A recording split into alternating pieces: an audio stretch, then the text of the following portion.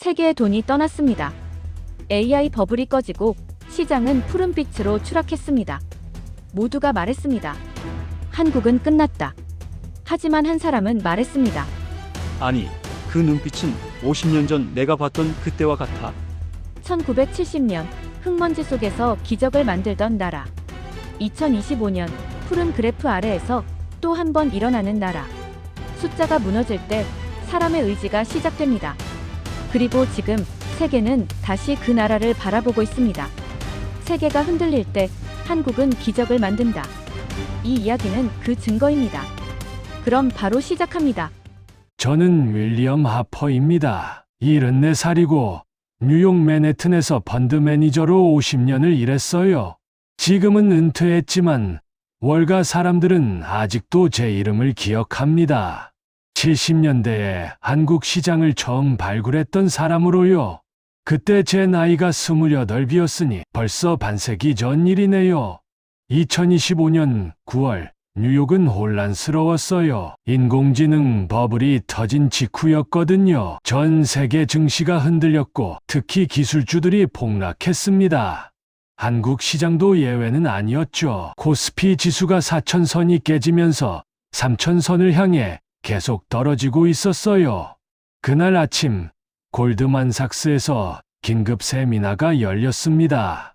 인공지능 버블 이후 투자 전략이라는 제목이었어요. 초대를 받아서 갔죠. 사실 은퇴한 지 5년이 넘었지만 이런 자리엔 여전히 불러주더라고요.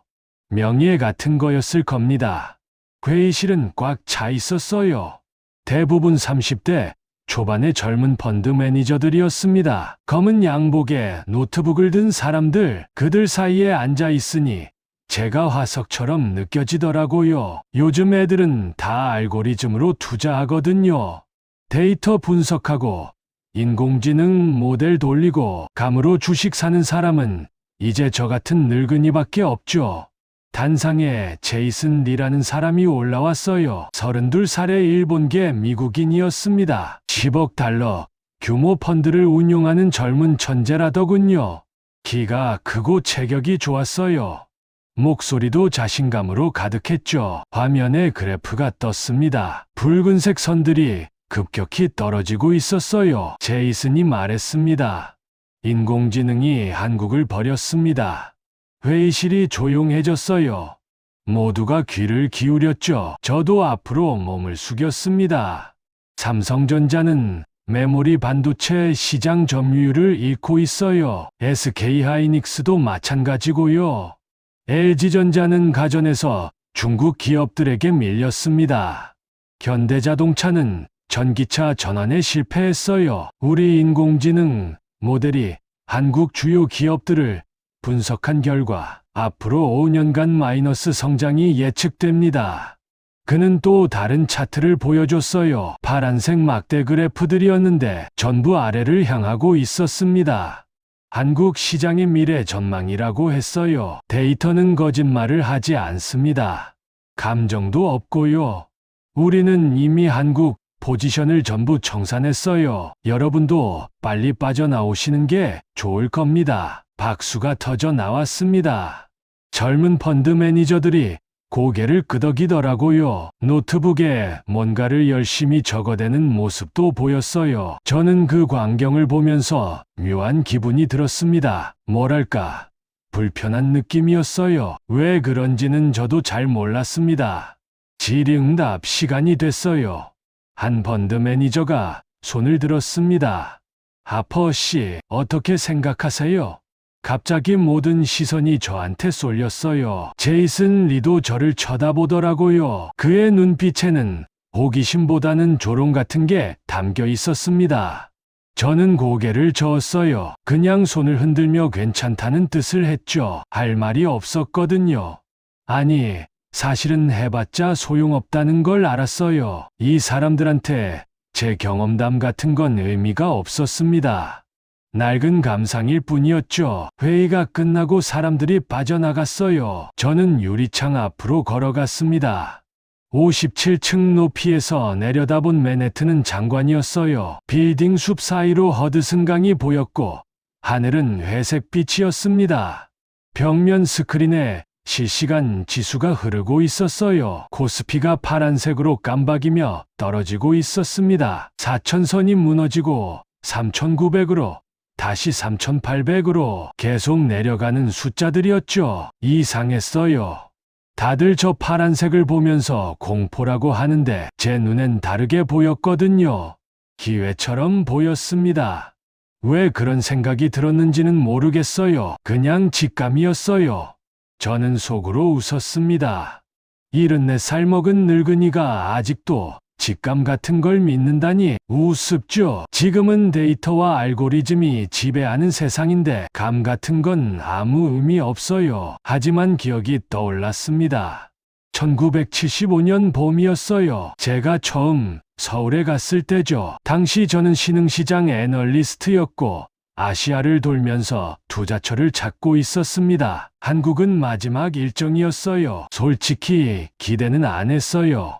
전쟁 끝난 지 20년밖에 안 된 나라였거든요. 1인당 국민소득이 $600도 안 됐습니다. 근데 서울에 도착해서 놀랐 도시 전체가 공사장이더라고요. 어디를 가도 포크레인이 땅을 파고 있었어요. 크레인이 철골을 들어올리고 시멘트 냄새가 거리에 가득했습니다.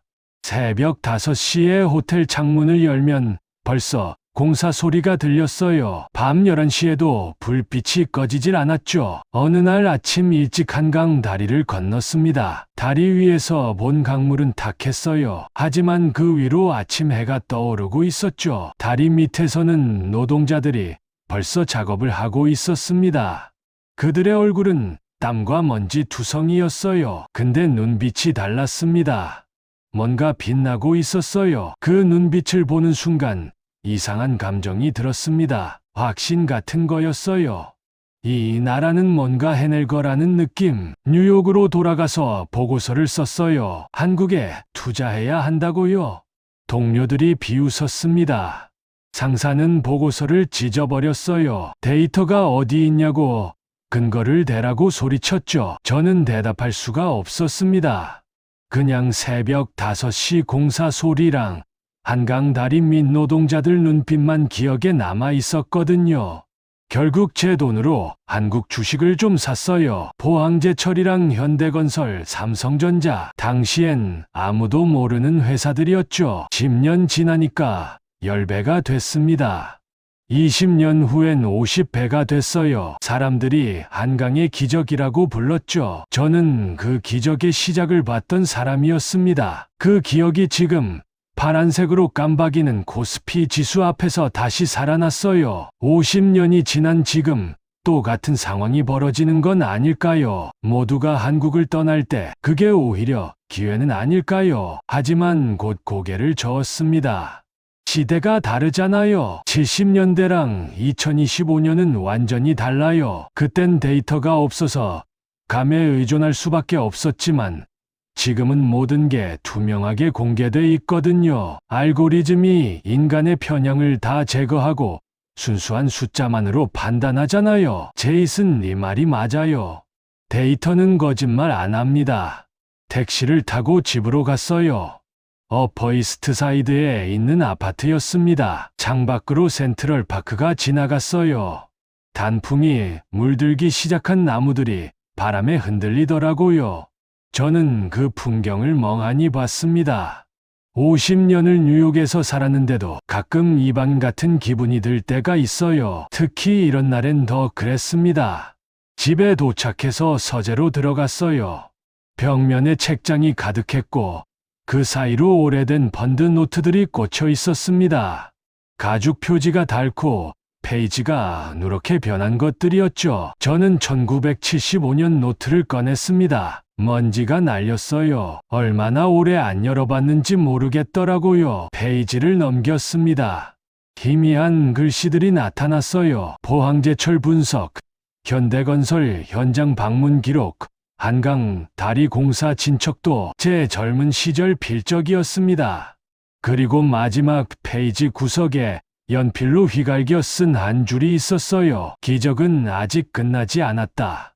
그 문장을 보는 순간 가슴이 먹먹해졌습니다. 50년 전에 제가 지금의 저한테 말을 거는 것 같았어요. 책상에 앉아서 새 노트를 펼쳤습니다. 만년필을 들고 첫 페이지를 봤어요. 뭔가 쓰려고 했는데 손이 안 움직이더라고요. 뭘 써야 할지 몰랐거든요. 한국에 투자하라고 쓸까요? 아니면 시장을 떠나라고 쓸까요? 데이터를 믿으라고 할까요? 직감을 믿으라고 할까요? 결국 아무것도 못 썼어요. 만년필 끝에서 잉크 한 방울이 종이에 떨어졌습니다. 검은 점 하나가 하얀 페이지를 더럽혔죠. 저는 그 점을 한참 봤습니다. 창밖이 어두워지고 있었어요. 맨해튼 불빛들이 하나둘 켜지기 시작했습니다. 센트럴파크 나무들은 어둠 속으로 사라지고 빌딩 유리창들만 차가운 빛을 반사하고 있었어요. 세상은 변했고 저도 늙었고 이제는 알고리즘이 시장을 지배합니다. 그게 현실이에요. 하지만 가슴 한구석에서 뭔가 꿈틀거리고 있었어요. 파란색 그래프가 자꾸 눈앞에 어른거렸습니다. 새벽 5시 공사 소리가 한강 다리 밑 노동자들 눈빛이 50년을 뛰어넘어 다시 살아나는 것 같았어요. 노트를 덮고 만년필을 내려놨습니다. 아직은 아니에요. 아직은 확신할 수 없었거든요. 세상이 옳은지 제 기억이 옳은지 알 수가 없었죠. 다만 한 가지는 분명했습니다. 이 불편한 감정은, 이 묘한 직감은 쉽게 사라지지 않을 거라는 것. 밤이 깊어졌어요. 저는 어둠 속에 앉아서 파란색 그래프를 떠올렸습니다. 떨어지는 선들, 무너지는 숫자들, 그리고 그 너머 어딘가에 있을지도 모를 진실.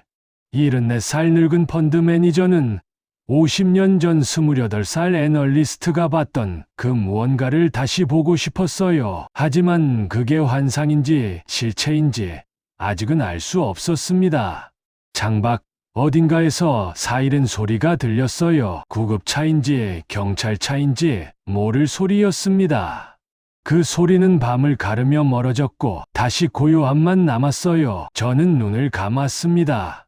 그리고 기다렸죠.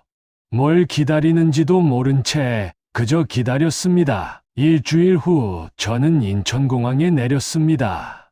비행기 안에서 거의 잠을 못 잤어요. 계속 생각했거든요. 내가 지금 뭘 하는 건가? 74세 이게 맞나? 하지만 돌아가기엔 이미 늦었죠. 입국장을 빠져나오는데 눈이 부셨어요. 천장이 높고 유리로 돼 있었습니다. 햇빛이 쏟아져 들어오더라고요. 50년 전 김포공항은 낡은 건물이었는데 지금은 완전히 달라 마치 다른 나라에 온 것 같았습니다. 공항 밖으로 나오니 가을바람이 불었어요. 서늘하고 건조한 공기였습니다. 택시를 타고 서울로 향했죠. 고속도로를 달리는데 차창 밖 풍경이 계속 변했어요. 아파트 단지들이 끝없이 펼쳐져 있었습니다.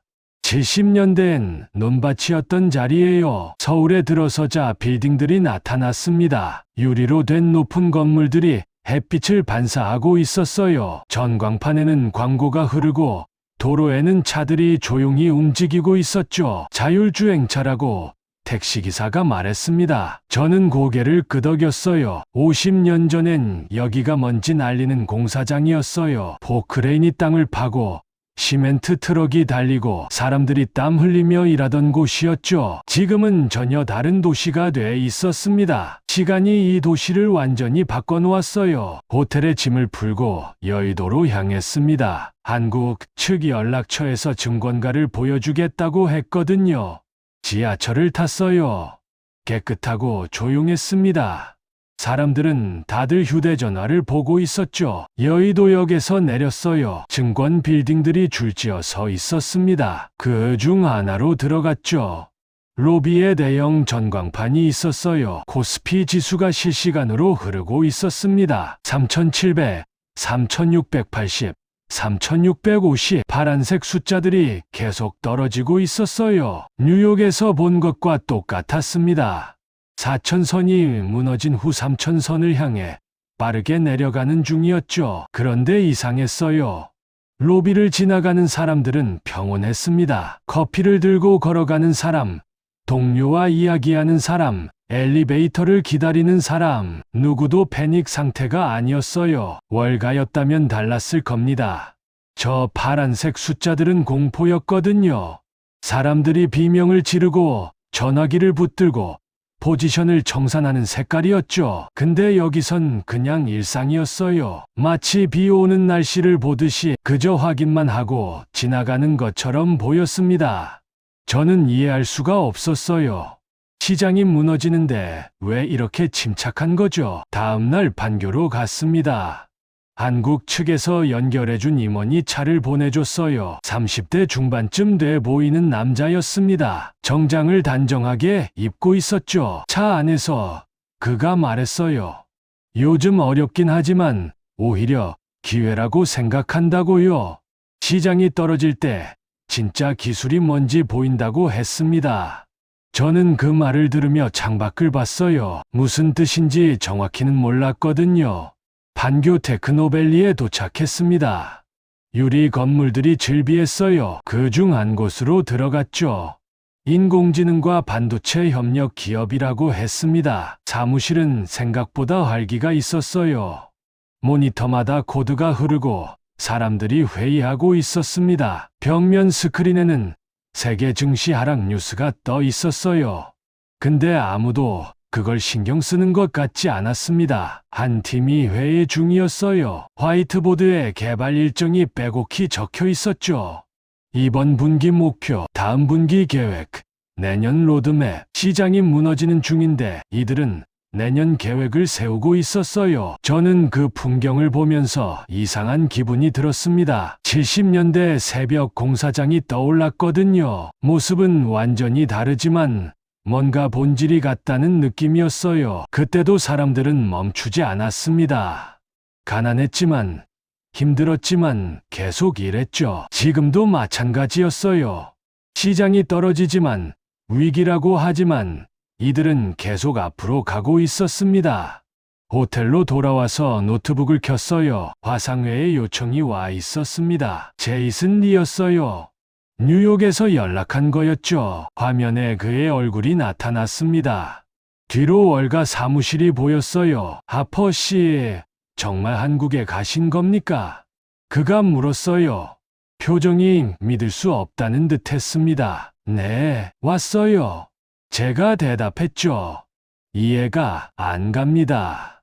데이터를 보셨잖아요. 한국 기업들 실적 전망, 인공지능 수요 감소, 외국인 자금 이탈, 모든 지표가 마이너스예요. 그런데 왜 거기 계신 겁니까?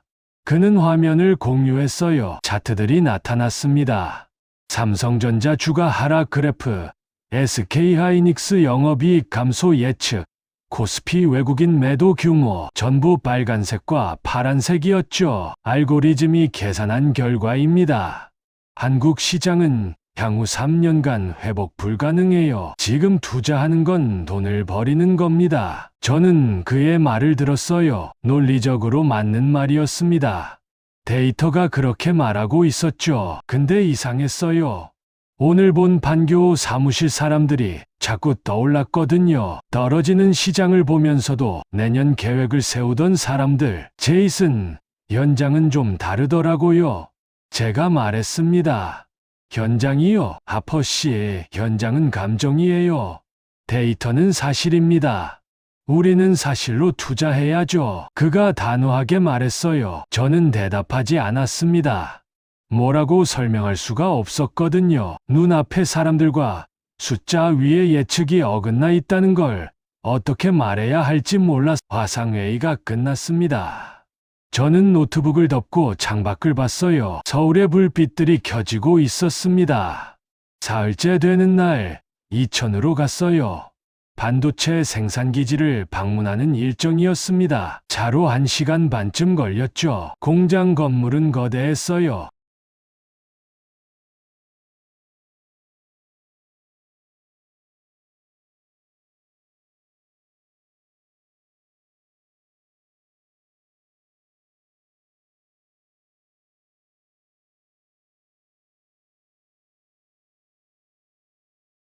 그 눈빛이 낯익었어요. 50년 전 한강, 다리 밑에서 봤던 노동자들의 눈빛이었습니다. 달라진 건 환경뿐이었어요. 맨손 노동이 장비 작업으로, 흙먼지가 클린룸으로, 땀이 정밀함으로 바뀌었을 뿐이었죠. 하지만 사람들의 태도는 똑같았어요. 누구도 시장이 떨어진다고 손을 놓지 않았습니다. 오히려 더 집중하고 있었어요. 안내를 맡은 엔지니어가 말했습니다. 지금이 중요한 시기라고요. 시장이 어려울 때 기술 격차가 벌어진다고 했어요. 그래서 더 신경 써야 한다고요. 저는 그 말을 듣고 묵묵히 고개를 끄덕였습니다. 밖으로 나왔어요. 해가 기울고 있었습니다. 공장 뒤편으로 들판이 보였어요. 가을 바람이 불었고 억새가 흔들리고 있었죠. 문득 깨달았습니다. 인공지능 버블이 터졌다고 세상이 떠들지만 여기선 버블이 아니었어요. 기술이 진행되고 있었습니다. 시장이 거품이라고 말할 때 현장은 실체를 만들고 있었던 거죠. 저는 그 들판을 한참 바라봤어요. 머릿속에서 두 개의 풍경이 겹쳤습니다. 70년대 흙먼지 날리는 공사장과 2025년 무진동 클린룸, 맨손으로 시멘트 나르던 노동자와 장비 입고 반도체 만드는 엔지니어, 가난해서 일하던 사람들과 충분히 먹고 살지만 더 나아가려는 사람들, 겉모습은 완전히 하지만 본질은 같았습니다. 뭔가 설명할 수 없는 힘이었어요. 그게 뭔지 정확히 말할 순 없었지만 분명히 존재하고 있었죠. 저녁에 한강으로 갔습니다. 50년 전 제가 처음 이 도시를 봤던 곳이었어요. 다리 위에 섰습니다. 강물은 여전히 흐르고 있었어요. 탁하지도 맑지도 그냥 강물이었습니다. 하지만 그 위로 펼쳐진 풍경은 완전히 달랐죠. 빌딩들이 불을 밝히고 다리마다 조명이 켜져 있었습니다. 멀리서 음악 소리도 들렸어요. 다리 난간에 기대서서 휴대전화를 꺼냈어요. 뉴스 앱을 열었습니다. 코스피가 또 떨어졌다는 기사가 떠 있었어요. 3,500선 붕괴 위기라고 했습니다. 화면을 끄고 고개를 들었어요. 강 건너편 도시를 봤습니다. 불빛은 여전히 환했어요. 아무것도 꺼지지 않았습니다. 이상했어요. 숫자는 떨어지는데 도시는 멈추지 않았습니다. 시장은 공포인데 사람들은 평온했어요. 데이터는 마이너스인데 현장은 플러스로 움직이고 있었죠. 저는 이 불일치를 이해할 수가 없었어요. 50년 동안 시장을 봤지만 이런 건 처음이었습니다. 아니, 어쩌면 50년 전에도 이랬을지 모르죠. 다만 그때는 제가 젊어서 의심 없이 믿었던 것뿐이었을 수도 있어요. 바람이 차가워졌습니다. 가을이 깊어지고 있었어요. 저는 강물을 내려다봤습니다. 물결이 일렁이고 있었죠. 그 위로 도시의 불빛이 부서지며 흐르고 있었어요. 제가 뭘 보고 있는 걸까요? 환상일까요? 실체일까요? 50년 전의 기억이 지금을 왜곡하는 걸까요? 아니면 지금이 정말로 그때와 같은 무언가를 품고 있는 걸까요? 알 수 없었어요. 다만 한 가지는 확실했습니다. 저는 아직 다 보지 못했다는 것, 표면만 봤을 뿐, 그 아래에 흐르는 진짜 이유는 아직 모른다는 것. 한강의 물결이 계속 흘렀습니다. 저는 그 물결을 바라보며 서 있었어요. 주의가 느껴졌지만 자리를 뜨고 싶지 않았습니다. 뭔가 더 봐야 할 것 같았거든요. 아직 끝나지 않은 것 같았어요. 밤하늘에 별은 보이지 않았습니다. 도시의 불빛이 너무 밝았거든요. 하지만 그 불빛 자체가 별처럼 느껴졌어요. 수많은 사람들의 삶이 만들어낸 빛이었습니다. 저는 천천히 다리를 걸어서 건넜어요. 발소리만 조용히 울렸습니다. 그리고 생각했죠. 내일은 뭘 봐야 할까? 이 도시가 숨기고 있는 진실은 어디에 있을까? 아직 답은 없었습니다. 하지만 찾아야 한다는 건 알았어요. 그래서 저는 계속 걸었습니다. 어둠 속으로 불빛을 따라서 천천히 걸어갔습니다. 한국에 온 지 일주일이 지났습니다. 매일 아침 호텔 창문을 열면 서울의 아침이 시작되고 있었어요. 사람들이 지하철역으로 걸어가고 버스가 멈춰서고 카페에 불이 켜졌습니다. 평범한 아침이었죠. 뉴스는 여전히 같은 이야기를 했어요. 코스피가 3,500선 아래로 떨어졌다고요. 외국인 투자자들이 계속 빠져나가고 있다고 했습니다. 화면에는 파란색 그래프가 또 나왔어요. 하지만 창밖 풍경은 달랐습니다. 아무도 패닉 상태가 아니었어요. 출근하는 사람들의 표정은 평온했고 편의점 앞에선 택배 상자들이 쌓여 있었습니다. 도시는 그냥 돌아가고 있었어요. 저는 이해할 수가 없었습니다. 왜 이들은 두려워하지 않는 걸까요? 시장이 무너지는데 외국 자본이 빠져나가는데 어떻게 이렇게 평범할 수 있죠? 그날부터 저는 거리를 걸어 다니기 시작했어요. 금융가만 볼 게 아니라 이 도시의 일상을 봐야 할 것 같았거든요. 명동의 한 편의점에 들어갔습니다. 20 초반쯤 돼 보이는 여자 알바생이 있었어요. 물건을 정리하고 손님을 응대하고 청소를 했습니다. 텔레비전에서 경제 뉴스가 나오고 있었지만 그녀는 신경 쓰지 않았어요. 그냥 자기 일을 했습니다. 거리에서 택배 기사를 봤어요. 오토바이에 상자를 가득 싣고 달리고 있었습니다. 멈춰서 짐을 내리고 다시 출발했어요. 반복되는 동작이었죠. 위기든 호황이든 그의 하루는 똑같았을 겁니다. 버스 정류장에서 버스를 탔어요. 기사 아저씨는 50대쯤 돼 보였습니다. 정확하게 멈춰서고 문을 열고 출발했어요. 조용하고 능숙한 움직임이었습니다. 홍대 근처 카페에 들어갔어요. 30살쯤 된 청년이 혼자 운영하고 있었습니다. 커피를 내리고 손님과 이야기하고 테이블을 닦았어요. 창가 자리에 앉아서 글을 봤습니다. 그의 손놀림은 빠르고 정확했어요. 이 사람들은 누구도 위기를 말하지 않았습니다. 단지 오늘 할 일을 했어요. 그 단순한 반복이 저한테는 이상하게 강하게 느껴졌습니다. 50년 전이 떠올랐어요. 포크레인을 몰던 청년, 시멘트를 나르던 노동자, 밤새 용접을 하던 기술자. 그들도 일했습니다. 가난했지만 멈추지 않았어요. 힘들었지만 계속했죠. 지금은 포크레인 대신 컴퓨터가 있고 시멘트 대신 반도체가 있습니다. 하지만 사람들의 태도는 똑같았어요. 무너진다고 해도 어렵다고 해도 그냥 계속했습니다. 그때 깨달았어요. 이게 이 나라의 근성이구나. 기술이 아니라 사람의 태도가 이 나라를 만들었구나. 며칠 후 다시 이천으로 갔습니다. 하이닉스 생산 현장이었어요. 지난번에도 왔었지만 이번엔 다른 걸 보고 싶었습니다. 기계가 아니라 사람을요. 클린룸에 들어갔어요. 하얀 가운을 입은 엔지니어들이 일하고 있었습니다. 한 명이 모니터 앞에서 밤을 샌 것 같았어요. 눈이 충혈돼 있었거든요. 하지만 집중력은 흐트러지지 않았습니다. 그가 설비를 점검하고 있었어요. 손가락이 키보드 위를 빠르게 움직였고 화면엔 숫자들이 흘렀습니다.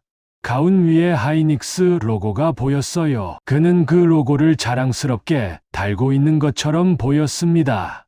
70년대 철근 공사장이 떠올라서 헬멧을 쓰고 철근을 묶던 노동자의 모습이었습니다. 환경은 완전히 달랐지만 본질은 같았어요. 자기 일에 대한 자부심이었습니다.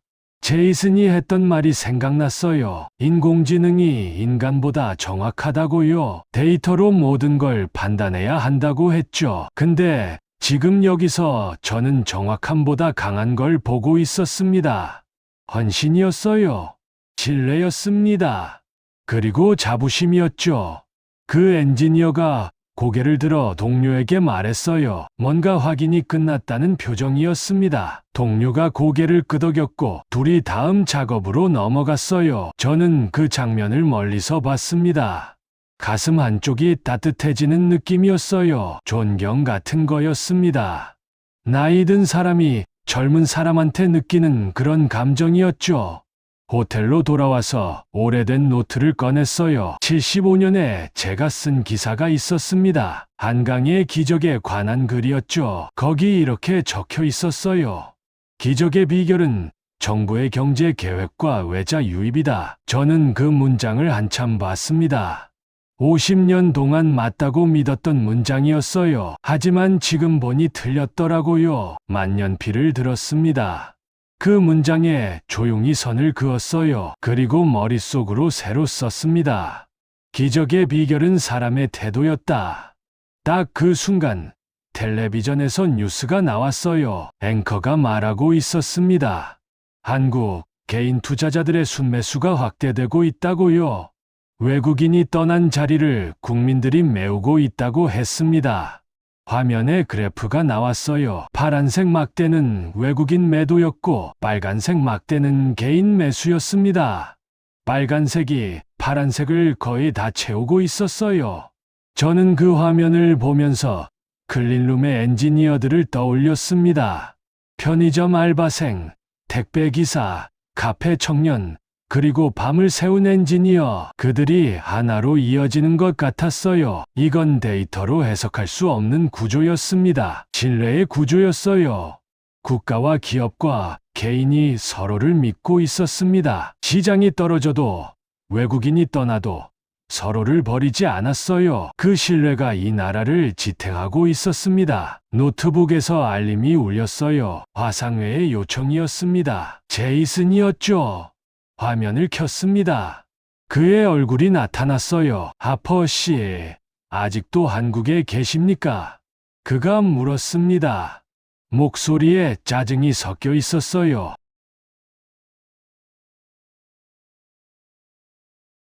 한국의 반등은 착시예요. 데이터가 그렇게 말하고 있습니다. 그는 화면을 공유했어요. 또 차트들이 나타났습니다. 전부 하락을 가리키고 있었죠. 저는 그 차트를 봤어요. 논리적으로 완벽했습니다. 제이슨의 분석은 틀린 게 없었어요. 근데 이상했습니다. 그 완벽한 논리가 뭔가 놓치고 있다는 느낌이 들었거든요. 창가로 시선을 돌렸습니다. 창밖으로 서울의 밤이 보였어요. 빌딩마다 불이 켜져 있었습니다. 특히 공장 지역의 창문들은 밤인데도 환했어요. 사람들이 일하고 있다는 뜻이었죠. 제이슨, 데이터가 다가 아닐 수도 있어요. 제가 조용히 말했습니다. 뭐라고요? 그가 되물었어요. 믿을 수 없다는 표정이었습니다. 이건 숫자의 일이 아니에요. 사람의 일이에요. 제가 말했죠. 하퍼 씨, 그건 감정입니다. 투자는 감정으로 하는 게 아니에요. 그가 단호하게 말했어요. 저는 더 이상 대답하지 않았습니다. 설명할 수 없었거든요. 제가 본 것을, 느낀 것을 어떻게 말로 표현해야 할지 몰라 화상회의가 끝났습니다. 저는 자리에서 일어났어요. 밤 공기를 쐬고 싶었습니다. 한강변으로 나갔어요. 바람이 차가웠습니다. 가을이 깊어지고 있었어요. 강변 벤치에 앉았습니다. 강물이 흐르고 있었어요. 그 위로 도시의 불빛이 비쳤습니다. 빨강, 파랑, 노랑, 하얀 수많은 색깔이 물결에 일렁이고 있었죠. 50년 전에도 이 강을 봤어요. 그땐 탁한 물 위로 공사장 불빛만 보였습니다. 가난한 희망이었죠. 지금은 다릅니다. 조용한 신념이에요. 그 차이를 설명할 수 있을까요? 저는 알 수 없었습니다. 다만 느낄 수 있었어요. 이 강이, 이 도시가, 이 사람들이 품고 있는 무언가를요. 제가 평생 믿었던 투자 이론들이 무너지는 것 같았어요. 시장 효율성, 데이터 분석, 알고리즘 예측, 전부 맞는 말이었습니다. 근데 이 강 앞에서는 의미가 없었어요. 왜냐하면 이건 시장의 문제가 아니었거든요. 사람의 문제였습니다. 바람이 불었어요. 강물에 파문이 일었습니다. 불빛들이 흩어졌다가 다시 모였어요. 그 움직임을 보면서 생각했습니다. 이 나라는 무너지지 않을 거예요. 왜냐하면 사람들이 서로를 믿고 있으니까. 그 신뢰가 숫자보다 강하니까.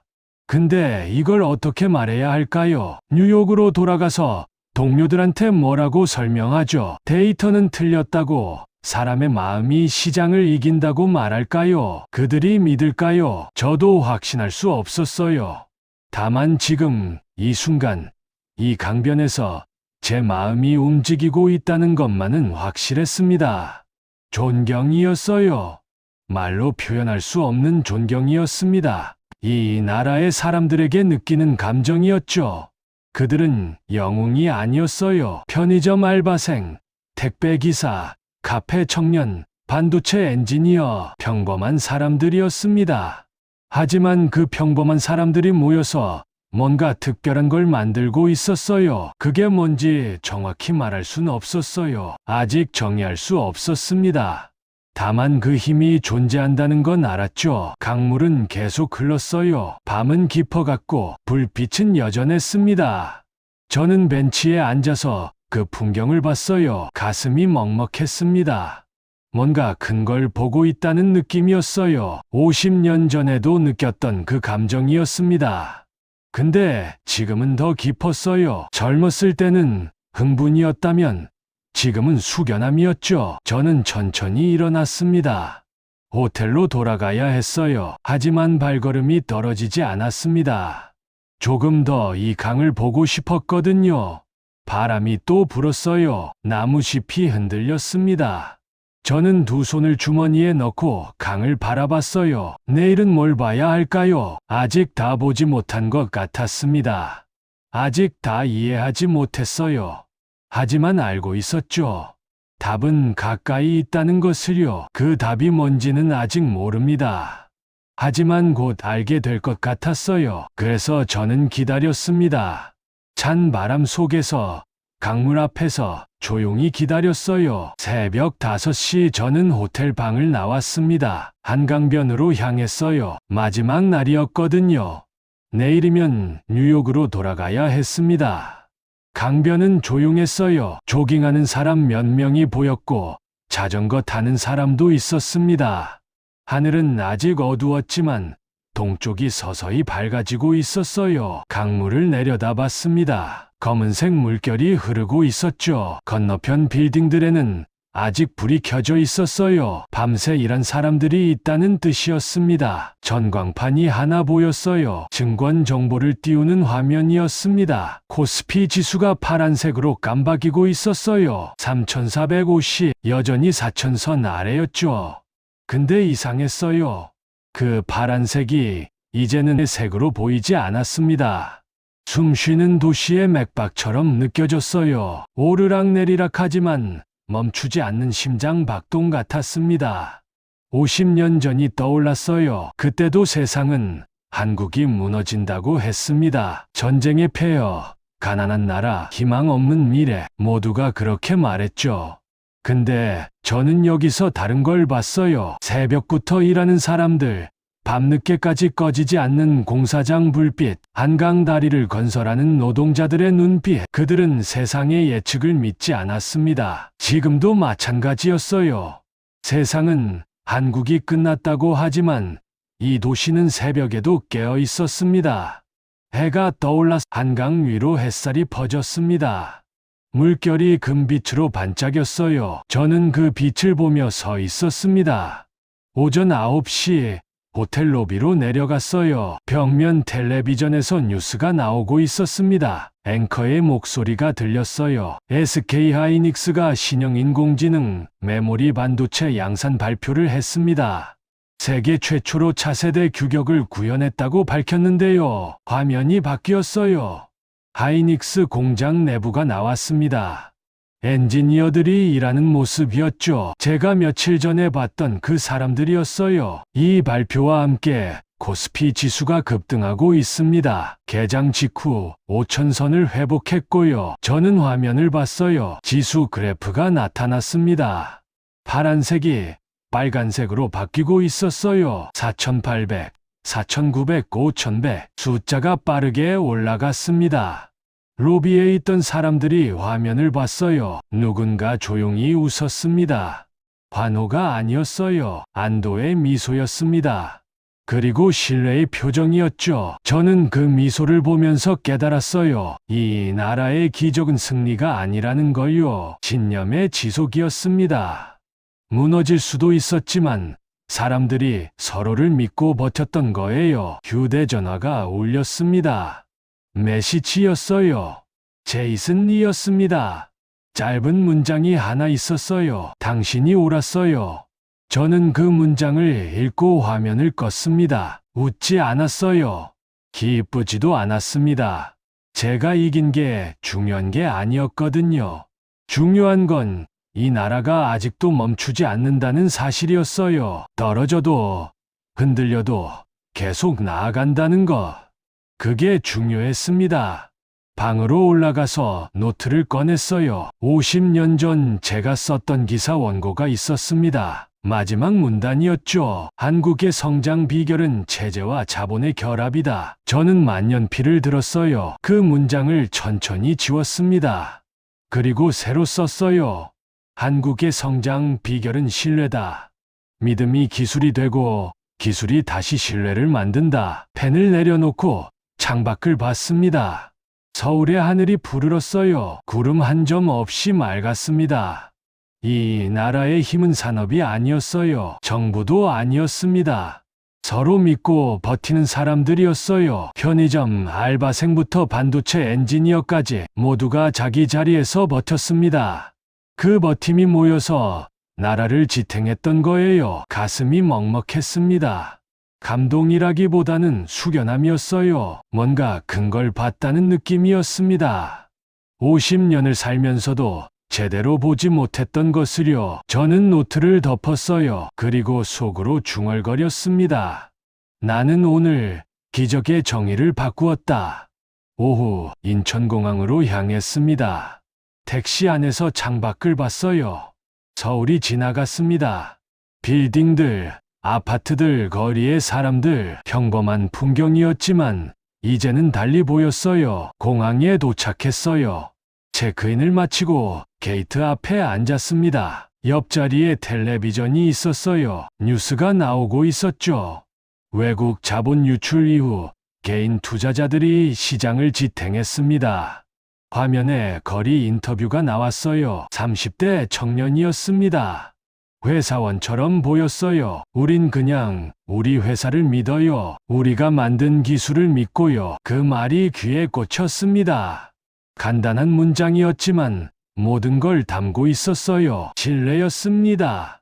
자부심이었죠. 그리고 책임감이었어요. 저는 그 청년의 얼굴을 봤습니다. 50년 전 한강, 다리 밑 노동자의 얼굴이 겹쳐졌어요. 시대는 바뀌었지만 눈빛은 같았습니다. 탑승 안내 방송이 나왔어요. 저는 자리에서 일어났습니다. 게이트를 지나 비행기에 탔어요. 창가 자리에 앉았습니다. 벨트를 매고 창밖을 봤어요. 활주로가 보였고 멀리 서울 하늘이 보였습니다. 비행기가 움직이기 시작했어요. 천천히 활주로를 달렸습니다. 속도가 붙었고 바퀴가 땅에서 떨어졌어요. 하늘로 올라갔습니다. 창밖으로 한강이 보였어요. 구불구불 흐르는 강물이었습니다. 그 옆으로 도시가 펼쳐져 있었죠. 빌딩들이 햇살을 반사하고 있었어요. 50년 전 처음 봤던 그 강이었습니다. 그때는 탁했지만 지금은 빛나고 있었어요. 강 위로 다리들이 놓여 있었고 그 위를 차들이 달리고 있었습니다. 저는 그 풍경을 보면서 생각했어요. 그때도 그리고 지금도 이 나라는 세상이 흔들릴 때마다 더 단단해지는 나라였다. 무너진다고 했을 때 일어섰고 끝났다고 했을 때 시작했습니다. 불가능하다고 했을 때 가능하게 만들었어요. 그게 이 나라였습니다. 비행기가 더 높이 올라갔어요. 서울이 작아졌습니다. 한강은 가느다란 선이 됐고 도시는 점들로 변했어요. 하지만 그 빛은 여전히 반짝이고 있었습니다. 저는 눈을 감았어요. 마음속으로 마지막 문장을 완성했습니다. 기적은 끝나지 않았다. 아니, 어쩌면 이 나라는 기적 그 자체였다. 창밖으로 구름이 지나갔어요. 하얀 구름 위로 햇살이 쏟아지고 있었습니다. 저는 그 빛을 보며 앉아 있었어요. 74살 늙은 펀드 매니저는 50년 만에 다시 배웠습니다. 진짜 투자는 숫자가 아니라 사람을 보는 거라고요. 데이터가 아니라 신뢰를 읽는 거라고요. 그리고 깨달았어요. 제가 50년 전에 했던 선택이 틀리지 않았다는 걸요. 한강의 기적을 믿었던 28살 애널리스트가 옳았다는 걸요. 비행기는 계속 날았습니다. 한국이 멀어졌고 태평양이 펼쳐졌어요. 저는 눈을 뜨고 창밖을 봤습니다. 구름 사이로 파란 하늘이 보였어요. 끝없이 넓은 하늘이었습니다. 저는 그 하늘을 보며 생각했어요. 세상은 자꾸 끝이라고 말하지만 어떤 나라들은 끝에서 시작을 만들어낸다고요. 한국이 그런 나라였습니다. 그리고 그 힘의 근원은 기술도 자본도 아니었어요. 서로를 믿는 사람들의 마음이었습니다. 저는 조용히 미소 지었어요. 50년 만에 처음으로 확신을 가지고 웃을 수 있었습니다. 뉴욕으로 돌아가면 제이슨을 만나야겠죠. 그리고 말해줄 거예요. 데이터만으로는 볼 수 없는 게 있다고요. 사람의 마음은 알고리즘으로 계산할 수 없다고요. 그가 믿을까요? 모르겠어요. 하지만 상관없었습니다. 저는 봤으니까요. 제 눈으로 직접 봤으니까요. 비행기 창문 너머로 햇살이 부셨습니다. 저는 눈을 가늘게 뜨고 그 빛을 봤어요. 따뜻했습니다. 한국은 지금도 빛나고 있을 거예요. 코스피가 오르든 내리든 세상이 뭐라고 하든 사람들은 자기 자리에서 일하고 있을 겁니다. 서로를 믿으며 내일을 만들어가고 있겠죠. 그 모습이 눈에 선했어요. 편의점의 알바생, 택배기사, 카페 청년, 반도체 엔지니어, 그들의 얼굴이 하나하나 떠올랐습니다. 저는 그들에게 고마웠어요. 74살 늙은이에게 다시 가르쳐줘서요. 진짜 기적이 뭔지를요. 비행기는 계속 날았습니다. 구름을 지나고 하늘을 가로질렀어요. 저는 창밖을 보다가 눈을 감았습니다. 피곤했지만 마음은 평온했어요. 오랜만에 느끼는 평화였습니다. 뭔가 제자리를 찾은 것 같은 느낌이었죠. 저는 그렇게 있었어요. 조용히, 고요하게, 하늘 위에서 한국의 빛을 뒤로하고 새로운 확신을 안고 집으로 돌아가고 있었습니다. 기적은 멀리 있지 않았습니다. 세상이 흔들릴 때마다 우리 곁의 사람들은 다시 일어섰습니다.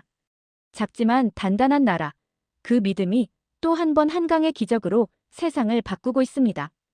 이 이야기가 마음에 남았다면 감동한 그릇과 함께 해주세요.